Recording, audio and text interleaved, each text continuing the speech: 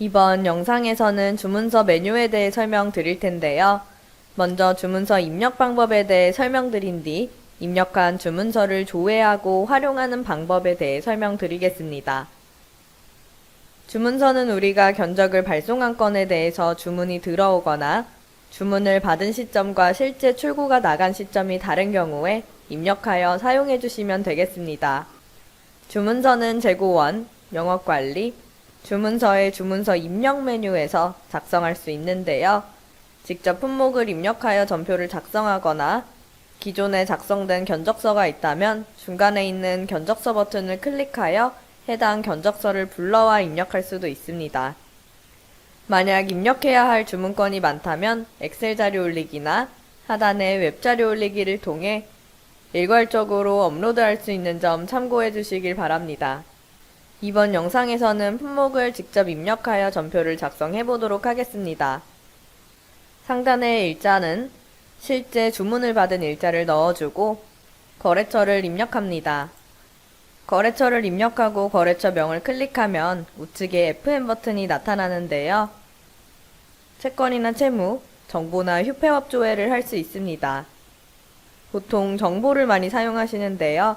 정보를 클릭해보면 이렇게 거래처 중심 입력이라는 출력물이 나타나게 되고 상단에서는 거래처의 정보를 보고 수정 버튼을 눌러 수정할 수 있고 메뉴 항목을 보고자 하는 경우에는 출력물을 검색해서 넣어주면 이렇게 여러 출력물을 조회할 수도 있습니다. 저는 기품식품이라는 거래처를 입력했는데요. 이렇게 거래처를 입력하니 다음과 같이 담당자 항목에 자동으로 고요한 담당자가 입력되는 것을 확인할 수 있습니다. 거래처 등록에서 기품식품을 클릭하고 여신단가 탭을 확인해 보면 담당자 항목에 들어가 있던 고요한 담당자가 주문서 입력 화면에 불러와진 것을 알 수 있습니다.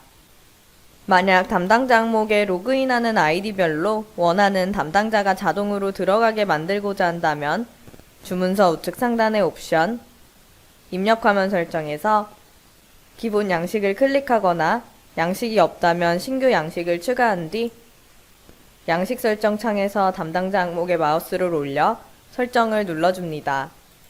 하단의 기본값을 눌러보면 1순위가 거래처 정보 불러오기로 되어 있는데요. 거래처 정보 불러오기란 거래처 등록 시 등록한 담당자의 정보를 불러오겠다는 뜻이고 사용자 정보 불러오기란 각 아이디의 전표 입력 담당자를 불러오겠다는 의미입니다. 최신 전표 내역은 가장 마지막에 입력했던 담당자를 불러오겠다는 뜻입니다. 저는 우선순위 1을 사용자 정보 불러오기로 변경하고 해당 내역을 적용하고 저장해 보겠습니다. 그리고 난 다음 우측 상단의 사람 모양 아이콘을 클릭하고 전표 입력 설정에서 기본 담당자를 지정하고 저장해주면 주문서 입력 메뉴에 들어갔을 때 다음과 같이 담당자가 해당 아이디에 입력한 기본 담당자로 채워지는 것을 확인할 수 있습니다. 출하창고는 해당 주문건이 추후에 판매될 때 어느 창고에서 재고를 출하할지 정하는 부분이기 때문에 주문서 입력 시 반드시 기재해 주어야 합니다. 거래 유형 항목은 부가세율 적용 여부를 선택하는 항목으로 부가세가 적용되는 품목을 취급한다면 부가세율 적용을 선택하면 되는데요. 그리고 나면 하단에 품목을 입력했을 때 다음과 같이 단가 공급가액 부가세가 나타나고 부가세율 미적용으로 선택하면 부가세가 계산되지 않아 공란으로 나오게 됩니다. 국내 거래권은 통화를 내자로 선택하고 해외 거래권은 외화를 입력하기 위해 외화를 선택해 주시면 되는데요. 외화 코드를 추가하고자 한다면 하단의 추가 버튼을 눌러 진행해 주시면 되겠습니다. 참조나 결제 조건, 유효기간, 납기일자, 검색창 내용 등의 항목은 해당 항목에 입력할 내용이 있다면 입력하고 입력할 내용이 없다면 입력하지 않아도 됩니다. 만약 해당 항목의 표시명을 변경하고자 한다면 우측 상단의 옵션, 입력화면 설정에서 설정을 눌러 표시명을 원하는 대로 변경해주고 저장해주시면 되겠습니다. 상단의 내용을 다 넣었다면 하단에 품목을 입력해 주시면 되는데요.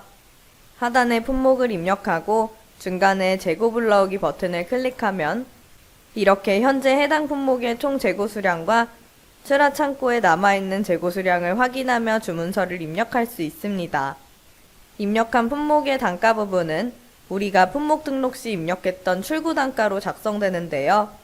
해당 단가에 대해서 품목 등록 시 등록한 단가 A to J 혹은 최종 단가, 특별 단가 등을 적용하고 싶은 경우라면 단가 항목을 클릭하고 F6 버튼을 눌러 원하는 단가를 선택하거나 FN 정보를 눌러 원하는 단가를 선택하셔도 무방합니다. 만약 다음과 같이 품목이 많은 경우에는 좌측 품목을 일괄 체크하고 상단의 단가 변경을 선택한 다음 원하는 단가를 지정하고 적용해 줄 수 있습니다. 만약 할인 등의 사유로 특정 품목의 단가에 대해서 어떤 퍼센트나 혹은 특정 금액만큼 빼거나 더해야 하는 경우라면 해당 품목을 체크한 뒤 상단 조정 버튼을 클릭하여 퍼센트나 액을 선택하고 할인 시에는 마이너스로, 청구 시에는 플러스로 입력하고 적용해 주시면 되겠습니다. 만약 입력한 품목의 단가가 부가세가 포함된 단가라 한다면 단가 칸을 한번 클릭하고 F4 버튼을 눌러줍니다. 그리고 나면 다음과 같이 공급가액과 부가세로 금액이 나누어져 계산되는 것을 확인할 수 있겠습니다. 만약 입력한 전체 품목의 단가가 모두 부가세 포함 단가로 기재되어야 하는 경우 전체 품목을 선택한 뒤 중간단의 F4 버튼을 눌러주시면 되겠습니다. 이렇게 직접 입력하는 것 이외에도 이미 작성해둔 주문서나 견적서를 불러와 전표를 작성할 수 있는데요. 만약 특정 거래처로 주문을 받는 품목이 일정하다면 이전에 입력해두었던 주문서를 그대로 불러와 수량만 수정하고 저장할 수도 있겠습니다. 중간에 거래 내역 보기 주문 버튼을 클릭하여 다음과 같이 미리 입력해둔 주문서 내역 중 원하는 품목을 체크하면 다음과 같이 이렇게 불러올 수 있습니다. 혹은 중간에 견적 버튼을 클릭하여 견적서 조회 진행 중에 있는 견적서를 조회하고 해당하는 견적서를 체크한 뒤 적용해주면 되겠습니다. 만약 견적서를 입력한 건에 대해 일부만 주문이 들어간 경우에는 일단 해당 견적서를 불러와서 수량을 수정한 뒤 주문서를 저장하면 되겠습니다. 저는 선풍기 10대와 손세정제 수량 10개를 각각 5개로 변경한 뒤 저장해 보겠습니다. 그리고 난 다음 남아있는 잔량에 대한 주문서를 다시 입력할 경우 같은 경로로 견적서 버튼을 클릭하고 해당 견적서를 체크하여 하단 잔량 적용 버튼을 눌러주면 됩니다. 그리고 나면 선풍기와 손세정제의 수량이 다음과 같이 자동으로 잔량이 계산되어 입력되는 것을 확인할 수 있겠습니다. 이렇게 잔량이 남아있는 견적서는 좌측의 미주문 현황에서 수량과 미주문, 단가 등을 확인할 수 있겠습니다. 주문이 완료된 견적서는 저장하면서 하단의 깃발 모양 아이콘을 클릭하고 진행 상태를 완료로 변경해 주시면 되는데요. 만약 주문서 입력 시 해당 견적서의 진행 상태를 변경하지 않았다면 견적서 조회 메뉴에서 해당 견적건을 체크하고 하단의 진행 상태 변경을 눌러 완료로 변경해 줄 수 있겠습니다.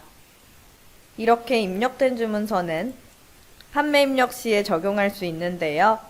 판매 입력 메뉴 중간에 주문 버튼을 클릭해 불러오거나 주문서 조회 메뉴에서 해당 주문서를 체크하여 하단의 다른 전표 생성 버튼에 마우스 오버한 뒤 원하는 전표 생성 방식을 선택해 주시면 되겠습니다. 다른 전표 생성은 여러 주문건을 한 번에 판매 전표로 작성할 때 사용해 주시면 좋은데요.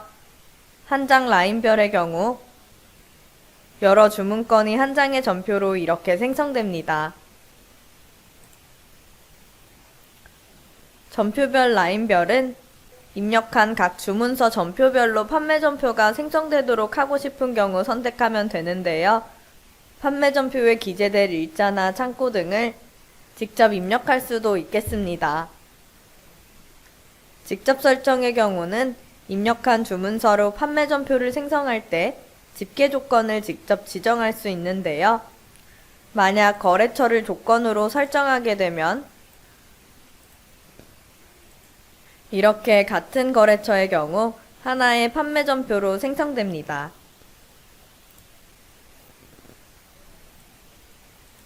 판매 전표와 연결된 주문서는 주문서 조회 메뉴에 생성한 전표 항목을 통해 어떤 판매 전표와 연결되었는지 확인할 수 있겠습니다. 주문서 조회 메뉴의 상단을 보면 전체, 결제 중, 시포털 미확인, 확인, 진행 중 완료 탭이 있는데요. 전체는 구분 없이 전체 주문서를 볼 수 있는 탭이고 결제 중 탭에서는 전자결제에 첨부되어 결제 진행 중인 주문서가 보여집니다. 결제 중인 주문서는 수정이나 삭제가 불가능한 점 참고해 주시면 좋겠습니다.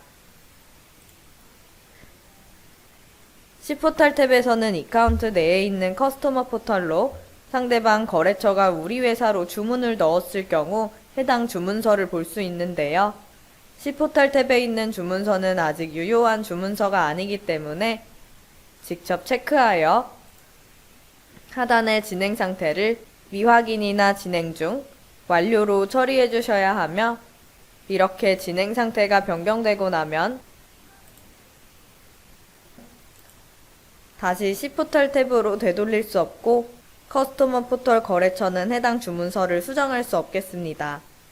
C포털 탭과 거래관리 시스템에 관한 자세한 사항은 커스터머 포털 동영상 강좌를 참고해 주시면 되겠습니다. 상단의 미확인과 확인 탭은 확인 미확인 기능 사용 시 이용해 주시면 되는데요. 확인 미확인 기능이란 전표를 작성한 후 특정 담당자의 확인 처리를 거쳐야만 해당 전표를 다른 전표로 생성하거나 장부에 반영될 수 있도록 하는 기능입니다. 따라서 해당 기능을 사용하게 되면 저장하는 전표는 먼저 미확인 탭으로 가게 되고 권한이 있는 담당자가 미확인 탭에서 해당 주문건을 클릭하여 확인 처리까지 해줘야 확인 탭에서 확인 가능하겠습니다. 확인 미확인 기능에 대한 자세한 사항은 재고 확인 기능 동영상 강좌를 참고해 주시면 됩니다. 확인 탭은 진행 중과 완료로 구분되는데요. 해당 주문건이 확인 처리되어 장부에 반영되었으나 현재 거래가 완료되지 않은 경우에는 진행 중 상태로, 거래가 종결되었다면 완료 상태로 변경하여 각 탭에서 확인해 주시면 되겠습니다. 만약 사용하지 않는 리스트 탭을 추가, 수정하는 등 편집하고 싶은 경우라면 우측 상단의 옵션, 리스트 탭 설정에서 설정해 줄 수 있겠습니다. 탭을 안 보이게 하려면 전표 상태의 표시 순서의 0을 입력하고 회사 내부에서 관리하고자 하는 탭을 신규로 등록하고자 하는 경우에는 확인의 추가 버튼을 클릭하여 신규로 등록해 주시면 되겠습니다. 전표 저장 시 전표의 진행 상태를 어떻게 할지 설정하기 위해서는 우측의 저장 기본 항목에 체크해 주시면 되고 주문서 조회 메뉴를 눌렀을 때 기본으로 보고 싶은 탭을 설정한다면 표시 기본 항목에 체크해 주시면 되겠습니다. 우측의 이력 탭에서는 주문서를 입력한 작업 일자, 수정 삭제 행위, 전표 상태 작업자 등을 확인할 수 있는데요. 이력 탭에서 최근 3개월 이전에 작업한 이력은 확인할 수 없는 점 참고해 주시면 좋겠습니다. 만약 주문서 조회 메뉴에서 특정 거래처의 주문서만 조회하거나 과거의 주문서를 조회하는 경우라면 상단의 서치 버튼을 클릭하여 기준 일자와 원하는 검색 조건을 설정하여 검색할 수 있으며 이렇게 전표별로 주문서를 확인하는 것이 아니라 주문서에 입력한 품목들까지 일괄로 확인하고 싶다면 주문서 현황 메뉴를 이용해 주시면 되겠는데요. 검색해보면 이렇게 입력한 주문서와 품목을 함께 확인할 수 있겠습니다. 뿐만 아니라 상단의 서치 버튼을 클릭하고 구분을 집계로 두면 원하는 검색 결과를 확인할 수 있는데요. 만약 매월 거래처별 품목별 주문 내역을 확인하고 싶다면 집계 조건 1에는 월별, 2에는 거래처, 3에는 품목을 넣어주고 원하는 기준 일자를 설정한 뒤 검색하여 다음과 같은 데이터를 확인할 수 있겠습니다. 지금까지 주문서 입력 메뉴에 대해 설명드렸습니다.